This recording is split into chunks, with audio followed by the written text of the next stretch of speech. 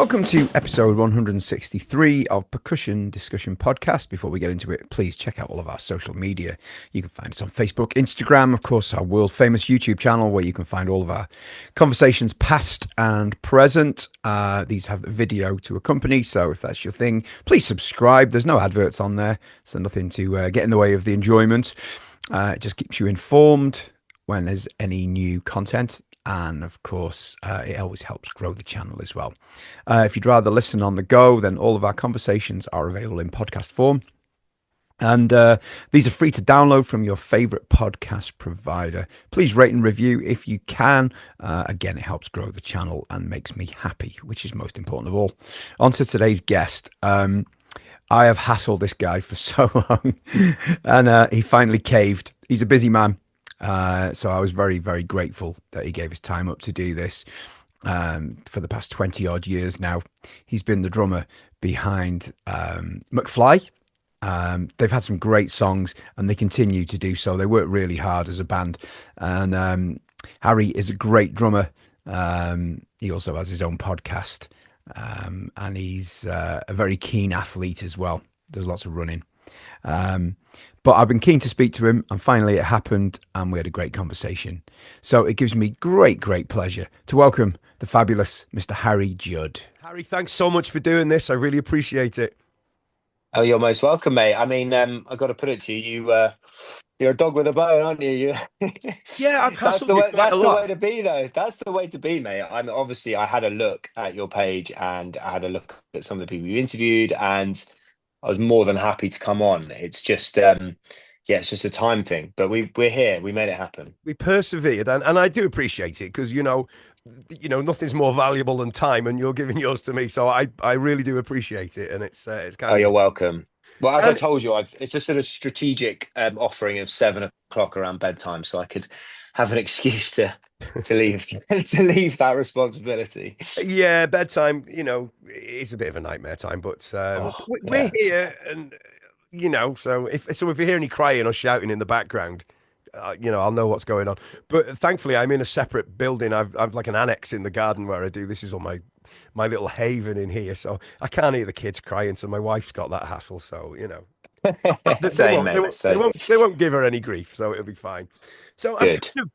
kind of speaking to you at a good time at the moment because it's kind of this year is going to be a bit of a crazy one for you, isn't it? There's so much stuff happening. Um, Yeah, yeah, it is. It is, and we're very God, like we feel so lucky because I think this is our 22nd year. mm, We've been a band, and the tour we've got starting in September is the biggest. It's the biggest tour we would have ever done, and we've got loads of shows packed through the summer festivals and summer shows. So yeah, it's very exciting, and yeah, I mean, who would have thought 22 years later, still going strong? I mean, that's crazy. I mean, yeah, and it's amazing that it's happened. And at the time, did you ever imagine that the band would have this kind of longevity? Because it's a long time. There's not many bands get this far. Yeah, do you know? Obviously, I mean, when I joined the band, I was 17, and you're kind of have the advantage of kind of naivety, I guess. But genuinely, like I'm not very what's the word? I don't necessarily believe in these things, but I think it's the only time in my life where it kind of felt like fate. I met Tom and Danny, and I'd never met anyone at that age. I was 17, like I said, who were so talented and just had this like star quality. I'd never seen it before.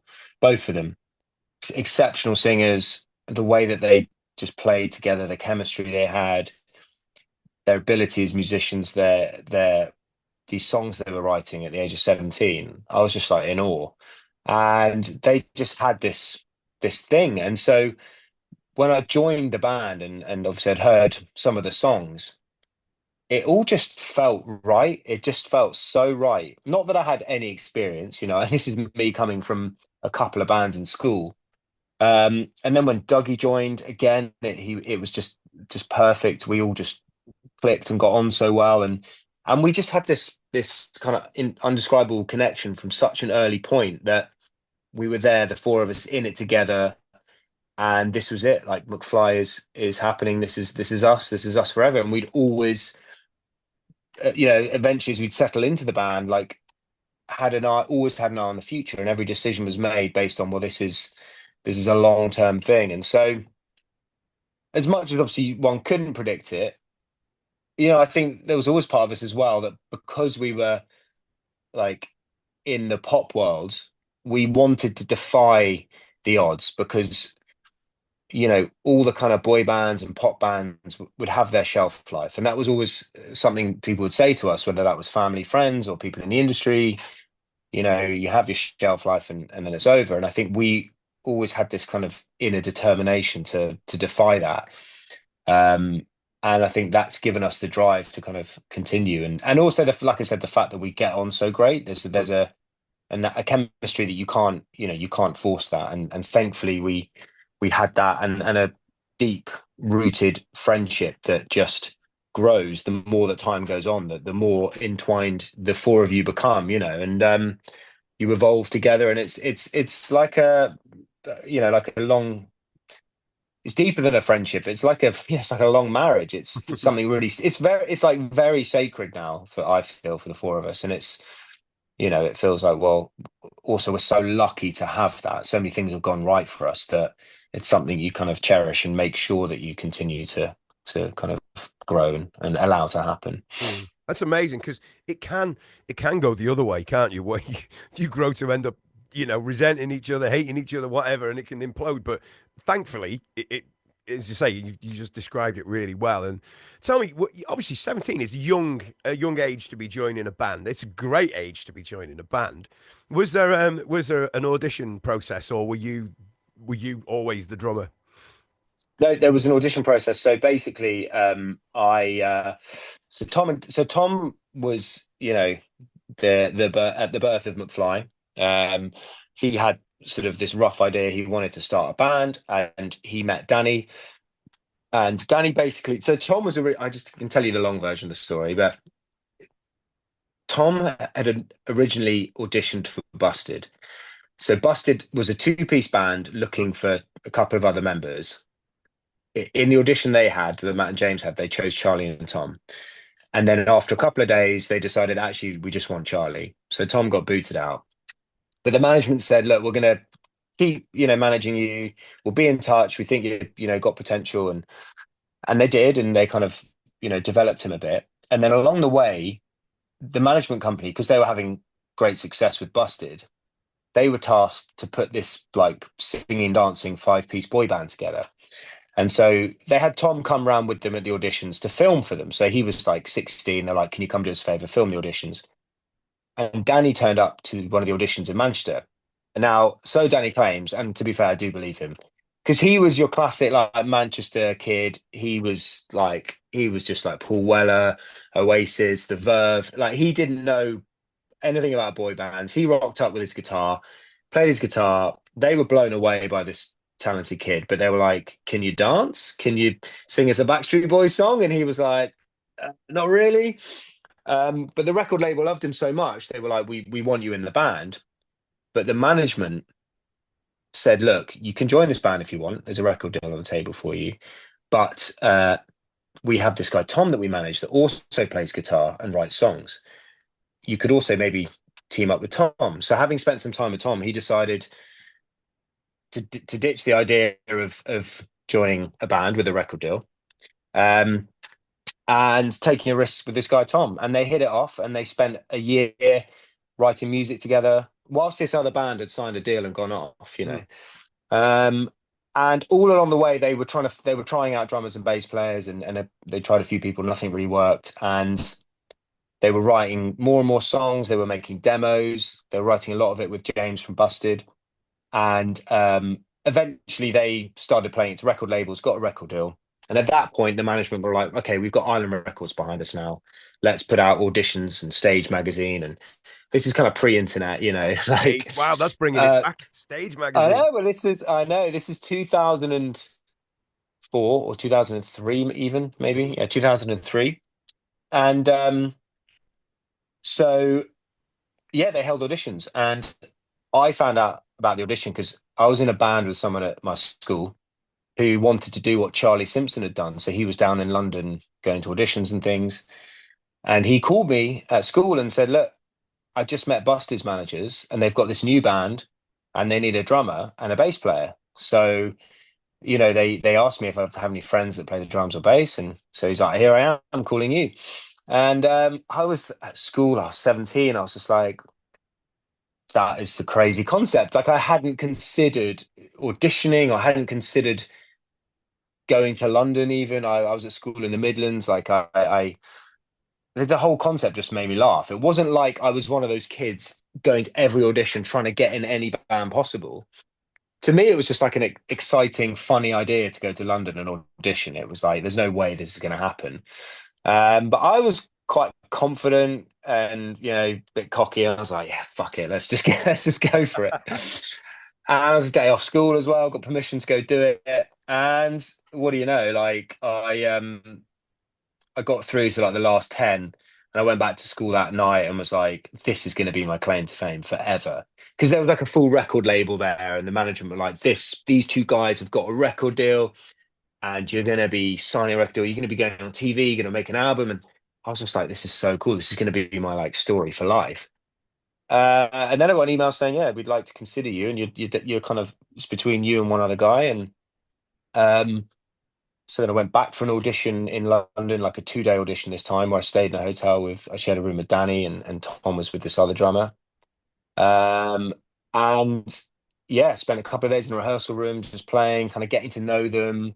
I think that, without realizing, I probably was aware, but, they were kind of, sussing out who would we also get on with well. I mean, the other guy was super nice, like really nice. And to be completely honest with you, he was a better drummer than me. He was at Drum Tech, I think it was at school in Acton. Like, he was a really solid player. And I was just kind of self-taught. I'd had some lessons at school with my drum teacher, for maybe 6 months at that point. So I was a bit more raw and I was like into like, like pop punk and emo and that new metal kind of stuff. So I think maybe style-wise, I played with a bit more sort of style and energy. And I was into similar bands as Tom and Danny, so I think that played to my advantage. But yeah, this guy Martin, he was definitely better than me, and so I was a little bit like, but I think also that I remember the manager saying to me that they were impressed with my ability based on the fact I'd only been playing for like 2 years. So they were like, if you're that good after 2 years, they were like, once they told me I was in the band, they were like, you're going to have to work like even harder than what you have been, because in 8 months time, you're going to be on tour. And also, like I said, Tom and Danny were amazing musicians, amazing singers. So it was like, shit, yeah, I promise, And thankfully for me, Dougie was of a similar sort of standard on the bass. We were very much a few rungs below Tom and Danny's ability. But likewise with Dougie, he had the same sensibilities. He had the same influences music wise. We wore the same clothes. We just clicked with him and it just felt like, yeah, this is our band. So that was the process. So like I said, I was 17. It was summer term of school, end of summer term, did that audition. 2 or 3 weeks later, I was like leaving school, going up to London, and moved into a house with Tom, Danny, and a couple of weeks later, Dougie joined. Wow, that's the dream, isn't it? Really, yeah, crazy. Prior to that, then, what was your plan for after school? Did you have a plan, or were you going to go like further education, or? I think I look back now and I think, you hear a lot about teenagers and the struggles they have. And it's, but I think about when I was a teenager, I didn't really think I really cared. Like, I was pretty chilled. Like, I didn't really think about it too much. I was just, I'd completely fallen in love with playing the drums and I was really into sport. I loved sport, but in particular playing a lot of cricket. So I was all at the age of 16, 17, I was just either playing the drums or playing cricket.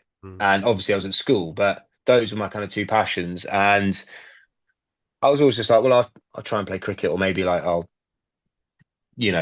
coach one day, or I'll be a drummer. That was just kind of my thing. Ultimately, I wasn't good enough to do professional cricket. I knew that, but I was, yeah, I didn't really think about it, mate. I kind of just, I mean, when I see kids now that are 17, 18 and that are so sort of sure of what they want, I say to them, God, you don't know how lucky you are. Well, not like how much of a sort of blessing that is that Mm. you know what you want. But I also say to kids as well that are younger, or even people in their 20s, please do not worry if you don't know what your path is. Do not rush it. Do not feel pressure from other people around you or your peers or whatever, social media, whatever it may be, if you are not where you think you should or where you're being told you should be. Because I can tell you from my experience, I'm 39 now. I don't think I properly started to fully mature and understand the whole concept of life and career until I was, late 20s, early 30s. And I think men in general, a lot of us, like we do develop a lot, a lot later, and like, I'm not there and I yet. think, and I think it's really important if you're not so sure to just really like try and ease into it and relax and just Mm. try loads of different things and just enjoy your 20s. It's supposedly a really stressful decade, but I don't think it has to be. I think it is stressful because there's this like external pressure to start making something of your life, and I just think that's wrong. And I certainly won't be putting my children under that pressure.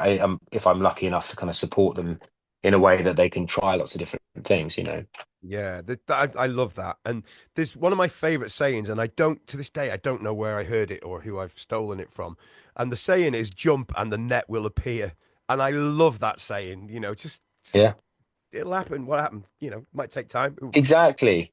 And always what I say to people, like, honestly, like, most people don't have a clue what they're doing. It's the people that are successful. It's having the confidence and I'd say work on your confidence and your assertiveness to just put yourself out there and be useful, be helpful, be a good person, be kind and just put yourselves in positions where you're gonna find opportunities and you know um yeah, if you do that, I think you're onto a winner, and you never know where life will take you.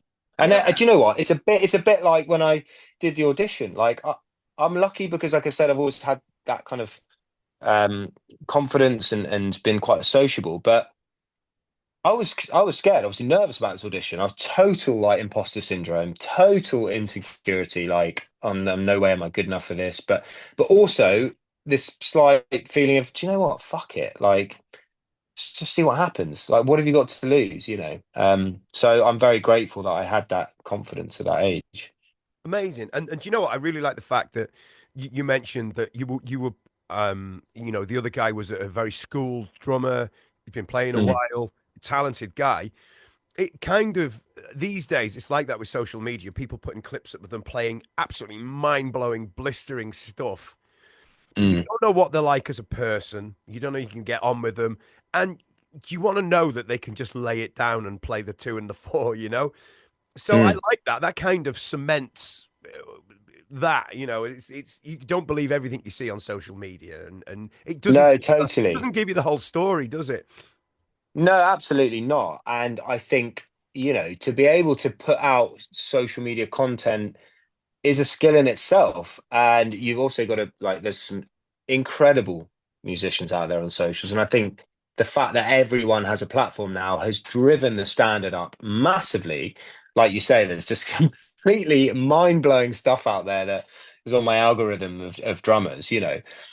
But like you say, if you want to be okay, if you want to make a career out of being a social media star as a musician, there is a path for that, and you can be very successful. But if you want to be a gigging musician or you want to be in a band, like there's so much more than just doing crazy stuff. It's like you said, obviously number one drums, but you have to be able to get on with people. You have to be a team player, whether that's particularly in a band, but in like gigs that you do, if you're, doing a theatre show or any kind of gig where you're stepping in, you got to be a likable person. That's when you're going to get asked back. It's one thing being a good drummer, but it's another thing being a good person. So yeah, I think there's two sides always with social media. I kind of try and see it as a positive. I think at first it freaked me out. I was like, oh my God, these guys are fucking insane. And I'm like, I need to save every one of these clips and learn how to play that. Like, but yeah, like you say, it's as drummers, and talking about style, that's the really interesting thing. And we all have such unique sounds and styles, and that is all born from our influences and how we first picked up a pair of sticks and why we first started playing. And you think of all your favorite drummers or my favorite drummers or different bands, like they've all just got such individuality, and no matter what level of drummer you are, you're always, unique because you have your own style and your own sound. Exactly, exactly. So I'm just going to jump back a little bit because you said you joined McFly at 17. Now, and you'd have been playing 2 years, so you were quite a late starter, really, then to drums. Yeah, very late. I'd always done music, so I played the trumpet at school. Oh, right, okay. Yeah, and then I kind of stopped that when I was 14, much to my mum's dismay. I was kind of okay. I was relatively good, but I just didn't. Got to 14, I was like, "Oh, this is pretty lame." I didn't really. I just stopped practicing, and then I got into guitar music. I'd always been. I've been brought up listening to the Beatles and Led Zeppelin and the Doors. Like my dad absolutely loves guitar music. So and my mum loves pop music, and so I was brought up listening to 60s, 70s, 80s stuff. Um, and then so I'd always enjoyed music. My brother's very passionate about music, so even when I was like 9 or 10 or maybe yeah no maybe 11, I remember like I'd be the one playing my brother's CDs to my friends, like having like Offspring Smash, for example, and Yeah, yeah, yeah. stuff like, being into stuff like that when I was really young. And then when I was 13, 14, it was suddenly bands like Linkin Park and, Blink 182 and bands like that, where I was just like, wow, this is like a whole new world. Like, this is, incredible. This is doing something to me. Like, I want to be part of this. And there was this little scene bubbling in my school. A couple of people played guitar, a few bands were forming. And I was like, I need to be part of this. So started off playing guitar, but I just couldn't get on with it. I just, like the teacher was, everyone was playing. It was like half an hour lessons. I was learning like nursery rhymes. I was just like, no, this is not for me. Um, and, but like I said, I really wanted to be part of this scene somehow. And two guys in my year there was a bass player and a guitarist, and they had a three-piece like pop punk band, and the drummer was in the year above, and he left the band. And so one day they were in their rehearsal room. I used to go down the rehearsal room and watch them, and the rehearsal room, it's just the two of them. And so I was sat at the drum kit, and I was like sat there, and I remember thinking like maybe I could learn the drums. I could be your drummer. And these were like good friends of mine, and they were like, oh, okay. So that night, I messaged someone at my school in my year that could play the drums, and I was like, mate, can you give me a drum lesson? And it was literally that night. So I went to boarding school, and so that was like a Sunday night. I remember it was like dark evening. We met in like the school hall where there was a drum kit at the back somewhere, and I remember him just like teaching me this simple 4/4 beat, and I got it quite quickly, and I remember just being like, I remember it so clearly, just being like, oh my God, that is just the best feeling. Like, oh, I can't believe I'm playing a drum beat. And he was like, yeah, that's good. You got that quite quick. And literally that was it. I was completely hooked. And I played every day from that moment. And then I begged my mum and dad for drum lessons. But having given up trumpet and guitar, they were a bit like, yeah. And I begged them for a drum kit, and I managed to like scrape together some money to buy a drum kit, and I started having lessons at school. I used to take I take CDs into my drum teacher. He was very chilled. Like it was no like theory or rudiments or anything. It was just like, how do you play this song? And he was like, oh, you just do this. I was like, okay, awesome. So then I was in the band at school, and we would be rehearsing every day, and we'd do like gigs at the school, and I was just completely hooked. And then, like I said, I was in that scene, and it was like everything. Suddenly, the way you dress, the way like your whole identity is a new identity is born. When you're like 15, and you're like, yes, I love this. It's so exciting. So yeah, cut to 2 years later, and I was suddenly in this audition, and I think in the audition there was another guy from my school who always claimed to be like an amazing drummer, and he went before me in the audition, and I was like, oh shit, he's going to be amazing, and he was a bit average. So I was like, okay, I'm better than him, and that calmed my nerves. Yeah, So I yeah. kind of got through the audition, and then yeah, like I said, from then I had some improving to do. So that was kind of the story of how I started playing the drums. You know, it's funny because you mentioned about playing the 4/4 groove and how magical it is. To this Mm. day, it fills me with absolute joy just to lay it down with no frills, no ghost notes, just that Hmm. backbeat. And just I don't know, just sort of reveling in it and just enjoying it and making it as good as it can be still gives me so much pleasure and Yeah. I'm 51 now. I've been playing since I was 11. Should be much better than I am, but I still just kind of it's just I don't know what it is. Like a magic. I don't know. Yeah, it's true. Same for me. I'm sure it's the same for every drummer. And I remember there's that story about because you said you've interviewed Chad Smith, about Chad Smith at a drum clinic once where Yeah. everyone's just throwing all these chops around, and he's like, yeah, that's cool. And he just comes in and goes, but can you do this? And he to me is one of the rock drummers who his feel is like, to me it's up there with one of the great kind of modern day feels. Yeah, and again, you say that. I remember I went and do you know Bob Knight? If I I know say the who he name is. Bob Yes, Knight, don't know him personally. yeah, But yeah, yeah, yeah. So he's a brilliant, brilliant drummer. He plays with a lot of big artists, and I know Bob, and I went to the studio a few years ago because I was like, I want to have some lessons. He was like, "I'll come down, I'll show you some bits," and like the first thing he did was like, "Let's just play some time," and that we just played time together for like 5-10 minutes, and he was like, that's the core, that's the bringing it right back to the basics, and yeah, you've got to be good at that. yeah, You've got to have the foundations to then build from there, and I still stick to that now. Like, I never move on when I'm learning new things or trying new things. I will never move on unless I feel like I would be comfortable playing that in a gig, sure. and I can do, knowing I'm doing that, like I would pass an exam. Yes, you can move on. Do you know what I mean? Yeah, yeah, sure, sure, sure. Yeah. I've only got foundations. I just stick with those. I don't have any of the glitter or anything. It's just like But no. you know what? It's interesting. It's like I was talking to Bob Knight about this, and he's an amazing drummer. Like I did this West End show, and he's stepped for it. And I mean, I'm in awe of like people like you. I can't read music, and very basic music. But he stepped in with zero prep, and probably had a phone call with the drummer the night before. Maybe went through it a bit in the day. But this was this like 2 hour West End show of 60s music. But I'm talking all the different genres of 60s music, and he just smashed his way through it. You know, like I just was like, how did you do that?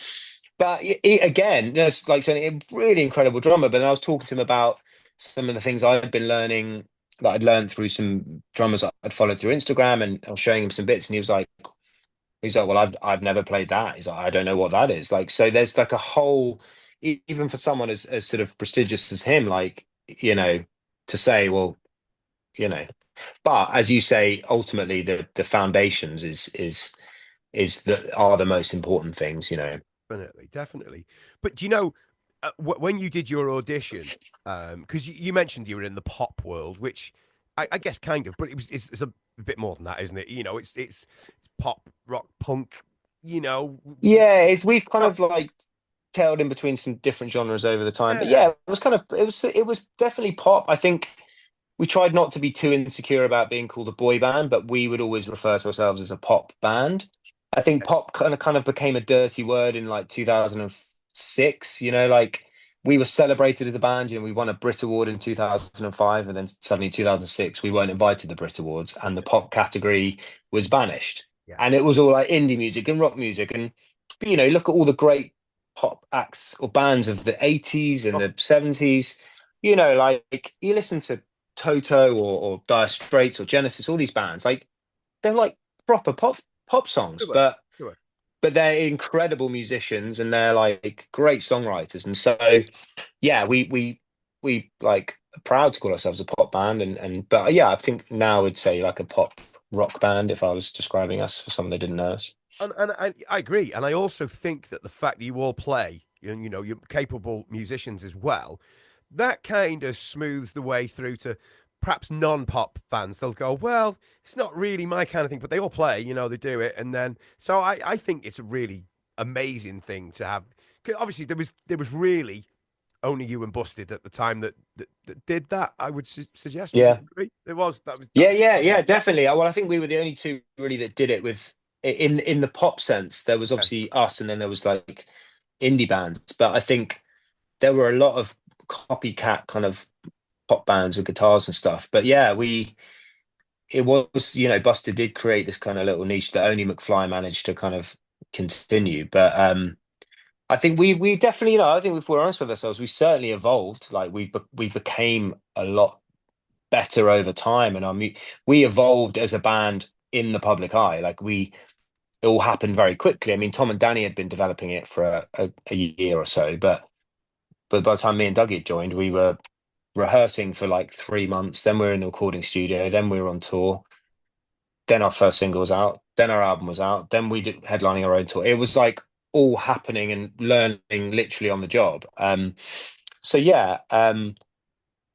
But yeah, I guess it is quite a sort of unique setup in a sense. And tell me how did you? Because obviously 2 years is no time at all. And you said yourself pretty inexperienced in playing in general.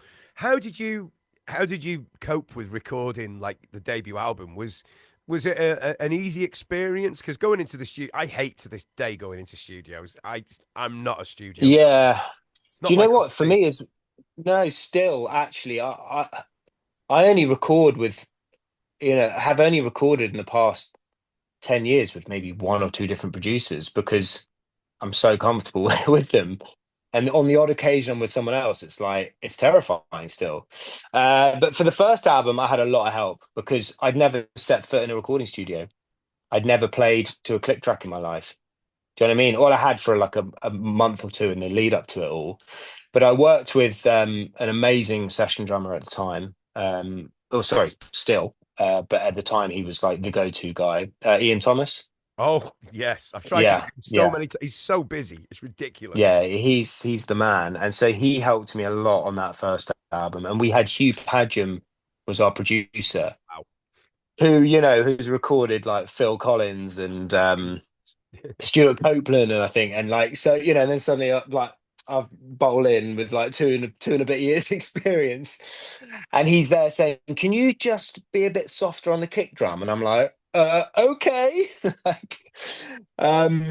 So I mean, my God, it was terrifying and nerve-wracking. But I think what Hugh liked about us was that kind of rawness, and he liked the fact that we all played and I think it's kind of what if we listen to our earlier stuff, it's kind of like I said, it's got that sort of naivety to it. It's not overthinking it. You do what you do, and it's like that's the beauty of it. It's almost the easiest albums to make because then you're fucking overanalyzing everything that you do moving on from that. But yeah, I remember it was a very kind of, and also like I said, I was 8 at the time. We were kind of in the studio 17, 18.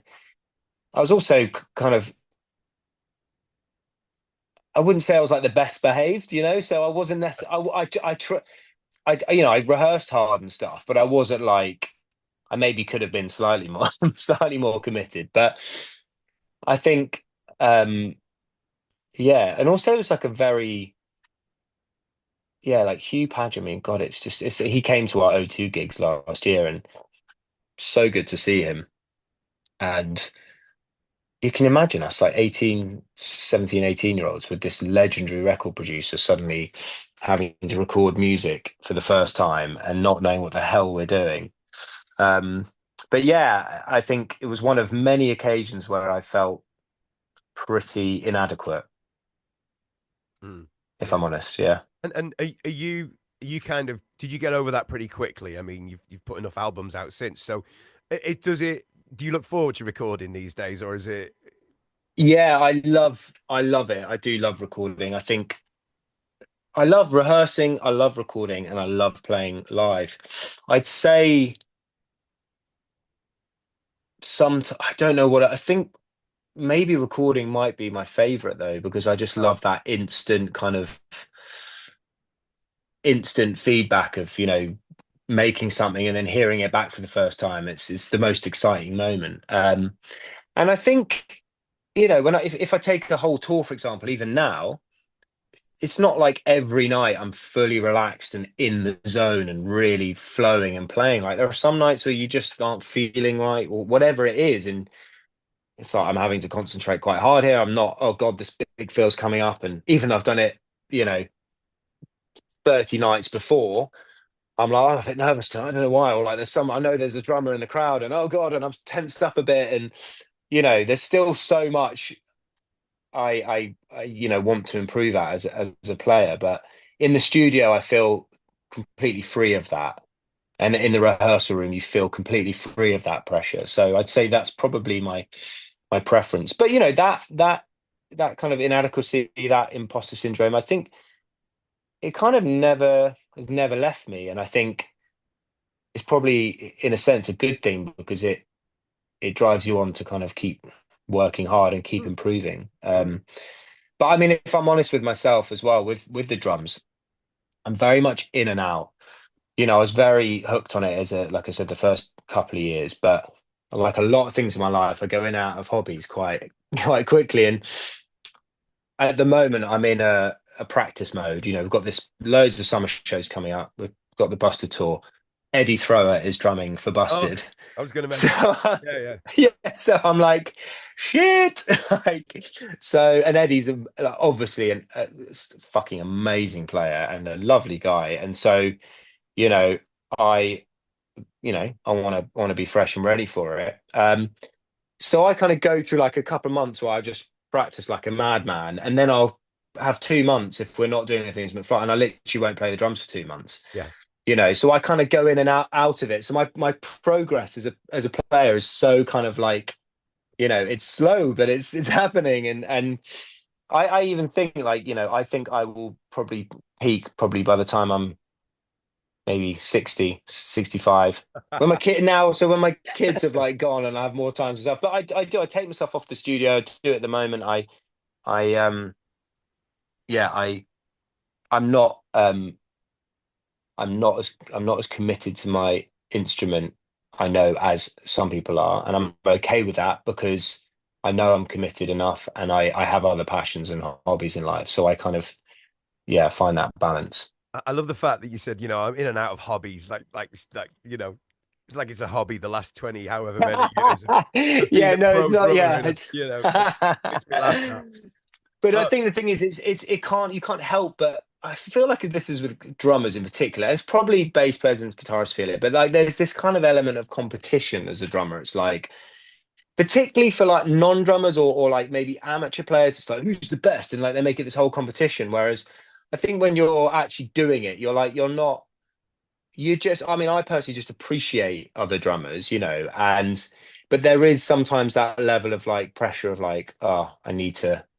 Although I know I could do a McFly tour probably without, with a couple of days rehearsal. Like there's still, a desire to improve, and also I guess a sense of like, responsibility, to my bandmates as well to keep. We want to keep being and improving as a live band. So.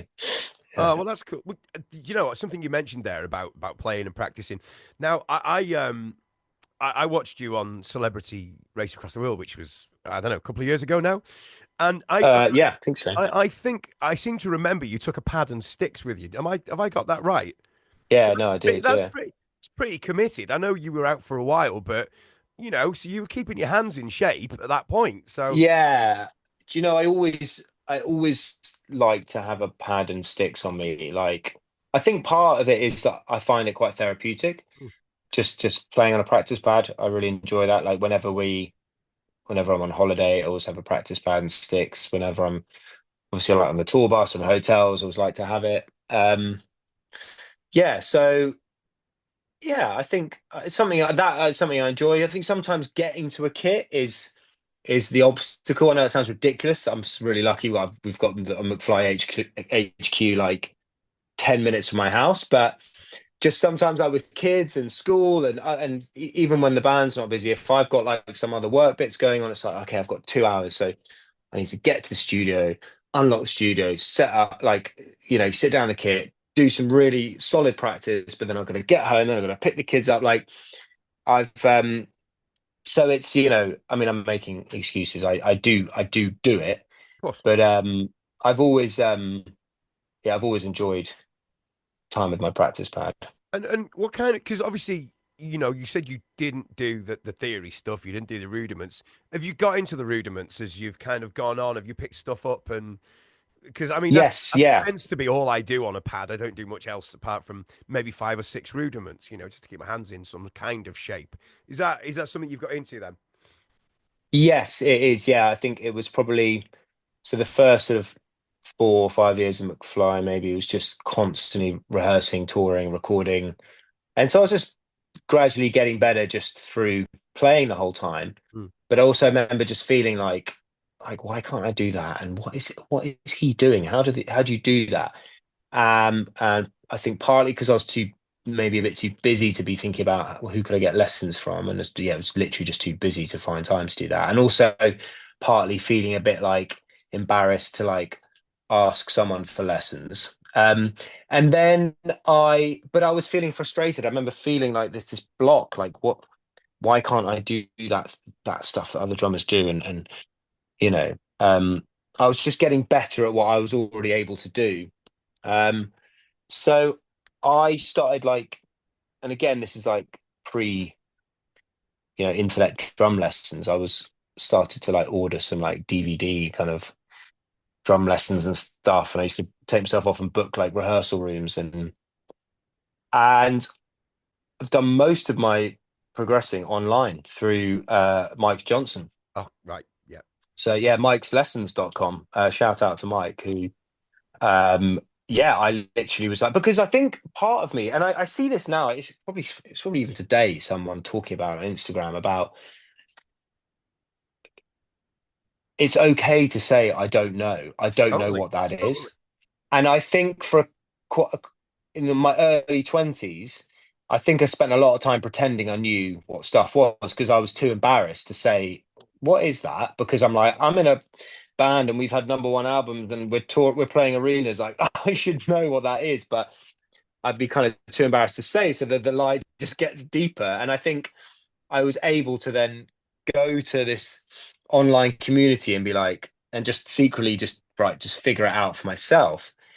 And so obviously I knew the basic rudiments, but I literally just went on Mike'sLessons.com and just was like, oh, I play that. That's what that's called. And like, oh, that's cool. That's a cool feeling. And suddenly was like, oh, this is nice. This is like just me time. I can just in my own time, and have I think, yeah, I've really enjoyed. I still do it now. Like, I mean, what are we today? We're Wednesday today. On Monday, no, sorry, yesterday, I was in the studio on my own. Mm. Mike's lessons up on my floor tom, going through some hand speed stuff and some foot speed stuff. And that's my go-to for practice. He's an amazing teacher. Oh, yeah. Yeah. It's a great skill to be a good teacher. I remember my wife, who's a violinist to a very high standard, who used to confuse me when she'd say that she was a better violinist than her teacher. But she's like, that's not the point. He's still teaches me to be better. But I mean, Mike is an incredible drummer in his own right. Like, I love his feel and the way he plays. So that's why I was kind of drawn to his website. But I just love the way you can just slowly pick through things, and he's a great educator. And so yeah, to answer your question in a long-winded way, like I like to do, that's kind of where I've gone, and that's where I learn, as you said, all the rudiments, learning about different grooves, like linear stuff, and how to get quicker hands, quicker feet, different styles. yeah, I think that's kind of massively improved my playing. So you found it has helped, and you implement some of this stuff as well. Yeah, definitely. A lot of, particularly like the kind of, I mean, look, there's a limit, obviously, like with maybe some McFly tunes. I mean, our latest album definitely is the some of the stuff I'm most proud of in terms of what we've put down recording wise. But still, I'm very much play for the band. I'm not there to be like, hey, listen to the drums. But in a lot of the songs we did on our last album, there were definitely, it's like, oh, we should have a big drum moment here, a big drum fill here, and and so that was fun. But yeah, definitely like. But there's still stuff, like I said, I flip in and out of it. So there's still stuff that I probably went to 10 years ago that I'll still go back to. I may be considerably better at, but I maybe am still not quite ready to implement that into a live show. So I kind of I think, like all of us, I have my strengths and I have my weaknesses. I think maybe it's not for me to say, but what people would often say to me is that, which is a nice compliment, is that I feel I'm quite like solid. I think that's my thing. I think I hit quite hard. I think I've got a fairly good feel. I don't have crazy chops. I can do some cool chops, but, like that's so yeah. I have huge amounts to improve on, and I really enjoy my time just on my own at my kit and practicing. The right drummer in the right gig, perfect match made in But you heaven. know what? That's exactly it. And I don't think I'd be much. I'd be okay in some other bands, but it's that's what I go back to. Like with the whole thing about it being fate, it's the same with all of us. It just works. Mm. And there's something I have to ask about because it's something that I saw and I was like, oh, this is going to be interesting. Just reading the comments alone. You're playing Yeah, Download this year. And I was like, I've got to check these comments out. And they were all yeah. really positive comments. I mean, Download isn't as metal sort of centric as it was. It's kind of opened its doors a little bit to a few different styles now. And when I saw that, I was like, this is great. But I people know. are so positive about it. Is that something you're looking forward to? Do you know what? It's been like a slow process for us. Like right back in the early days, we used to be so frustrated because we'd never get invited on festivals. And then I remember finally, like the first festival we got on was V Festival, which was a pop festival, but we were still shunned from that. Like I said, 2006, 2007, like pop was just not, or we were just kind of decided the industry was just like, nah, we're not playing them on the radio, no.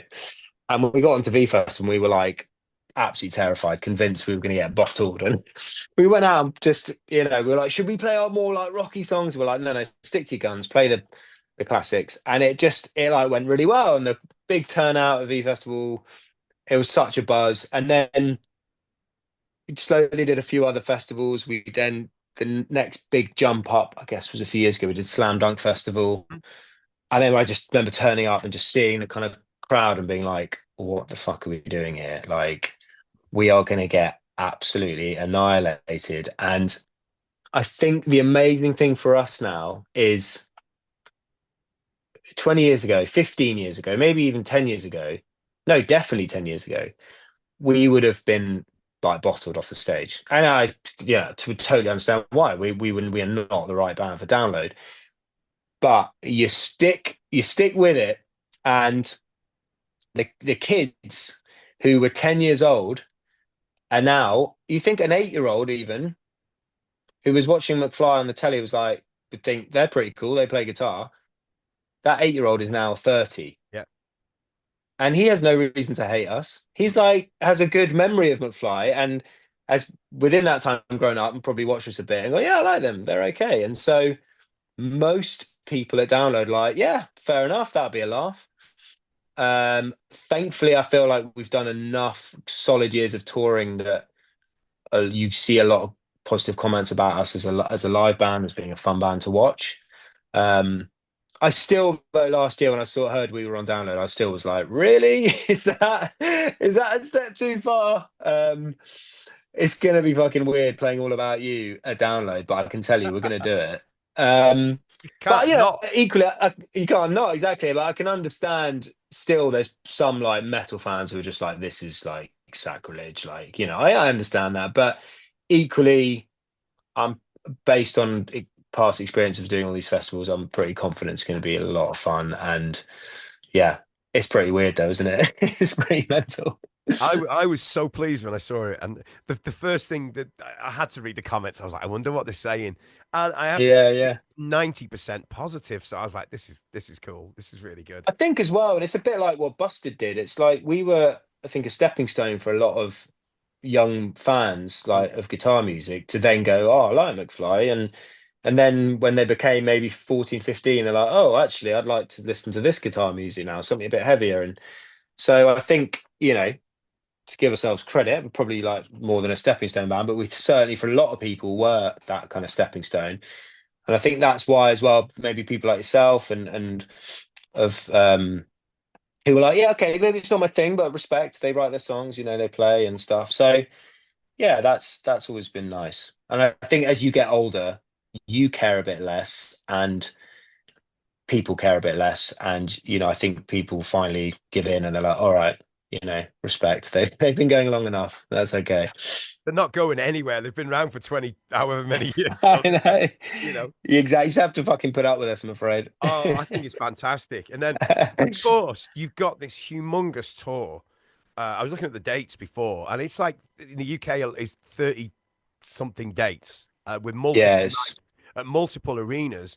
I mean, Yeah. that is amazing, isn't it? We're not talking Brixton Academy here. We're talking like the biggest venues that are in the UK. Right. So, as far as the tour goes, then obviously you're not going to give any secrets away about that. Do you get to play double drums with Eddie at all? And at some point in the evening, are you both on stage at the same time at any point? All I'd say, yeah, I don't want to give too much. All Oh I'd say no, is it would be a shame if we didn't, wouldn't it? It'd be a shame if we be a didn't. Yeah, crying shame. It really would. yeah, it would. Yeah, yeah. So there's a good opportunity there. So And are you going to see Mike Johnston at one of these gigs? I wonder.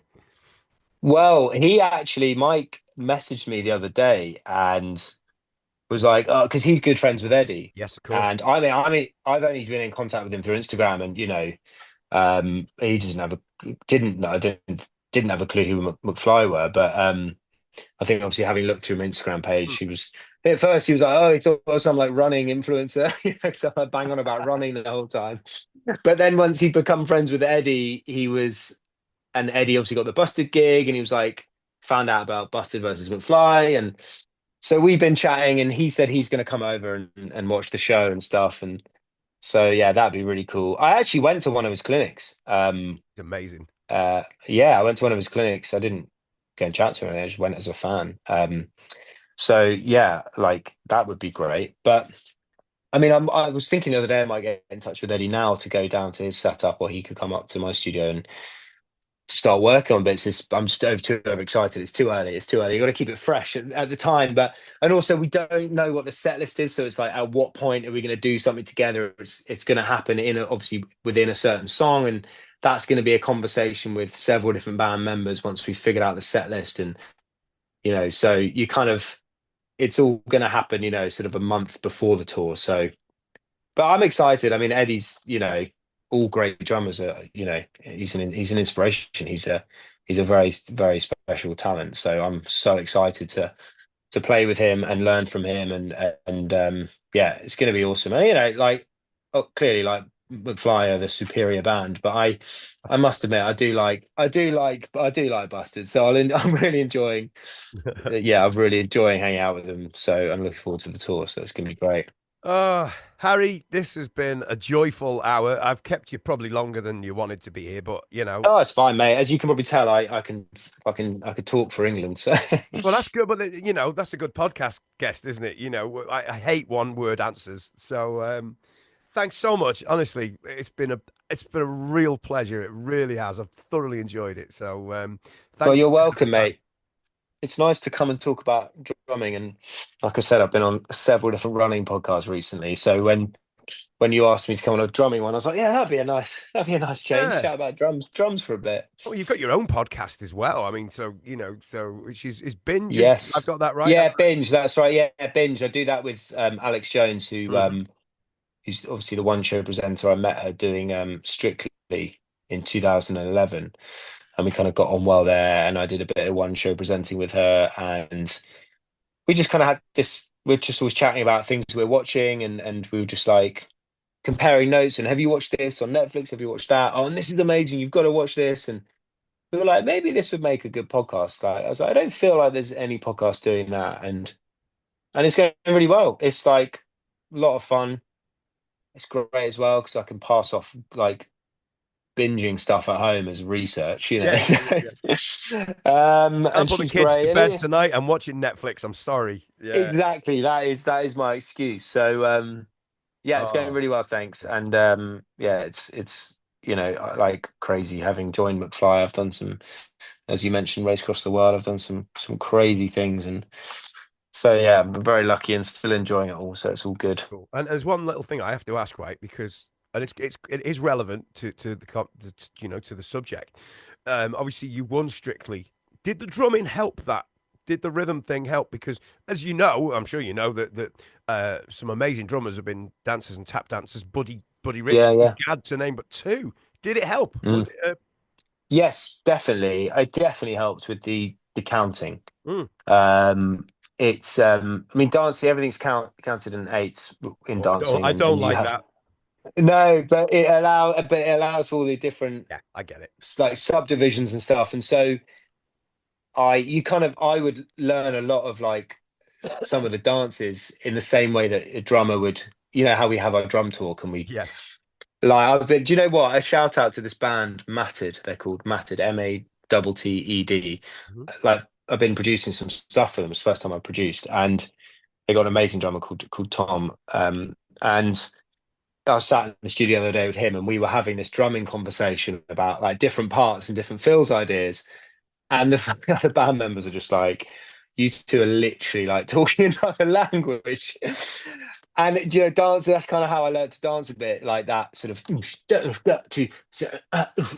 like just singing those little rhythms. And so my feet and arms would be moving on those different subdivisions. And I remember early on thinking, oh God, this really fucking helps being a drummer. And also just having that sense of feel. And I think in turn that the dancing kind of plays into the drumming as well, that whole sense of feel. And where you sit in your dancing groove is, I think, quite similar where you sit in your drum groove. And just also when you're drumming, it's not just about the playing, like the feel that you get through playing, but the movement whilst you're playing the drums, so the two are heavily linked. So yeah, I definitely think it was a slight advantage. Yeah. Well, it worked, that's for certain. So, hey, what can I say, Harry? Thanks so much, mate. Best of luck with the rest of the year. You got so much exciting stuff coming up. I can't imagine what it's like to be in your world, but it must be fun. I have to say. Well, I can tell you there's a lot of there's children in my house keeping my feet firmly on the ground. So like, but yeah, it's like I said right at the start, very grateful for the position I'm in, and yeah, still absolutely love playing the drums, and what a joy it is that like you get to do it for a living. So happy Indeed. days. Thank you, mate. Thank you so much. So, hopefully, see you around at some point or other. You never know. Yeah, mate. You never know. Thanks for having me on.